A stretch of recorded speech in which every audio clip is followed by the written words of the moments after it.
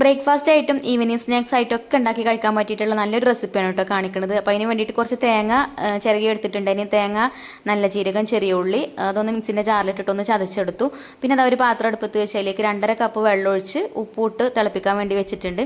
പിന്നെ ഒരു പ്ലേറ്റിലേക്ക് ഇതാ 1 കപ്പ് പുട്ടുപൊടിയും 1/2 കപ്പ് അരിപ്പൊടിയും ചേർത്തിട്ട് ഒന്ന് മിക്സ് ചെയ്തെടുത്തു. പിന്നെ ആ തിളച്ച വെള്ളത്തിലേക്ക് ആദ്യം നമ്മൾ തേങ്ങൻ്റെ അരപ്പുണ്ടല്ലോ അത് ഇട്ട് കൊടുത്തിട്ടോ. പിന്നെ നമ്മൾ എടുത്ത് വെച്ച പുട്ടുപൊടിൻ്റെ അരിപ്പൊടിൻ്റെ ആ ഒരു മിക്സായി ഇട്ടിട്ട് ഒന്ന് വാട്ടിയെടുത്തിട്ടുണ്ട്. ഇനി ഇത് നല്ലോണം കുഴച്ചെടുക്കണം. അപ്പോൾ ഇതിലേക്ക് ഞാൻ കുറച്ച് കരിഞ്ജീരകം കൂടെ ചേർത്തിട്ടുണ്ട് കേട്ടോ. നല്ല ടേസ്റ്റാണ് കരിഞ്ജീരകം കൂടെ ചേർത്താൽ. അങ്ങനെ ബലം പിടിച്ച് കുഴച്ചെടുക്കേണ്ട ആവശ്യമൊന്നുമില്ല കേട്ടോ. പെട്ടെന്ന് തന്നെ സോഫ്റ്റ് ആയി കിട്ടും. എന്നിട്ട് 2 ബോൾസ് ആക്കി എടുത്തിട്ടുണ്ട്. എന്നിട്ട് ഇതുപോലെ കുറച്ച് വലിപ്പത്തിലൊന്ന് പരത്തിയെടുത്തു.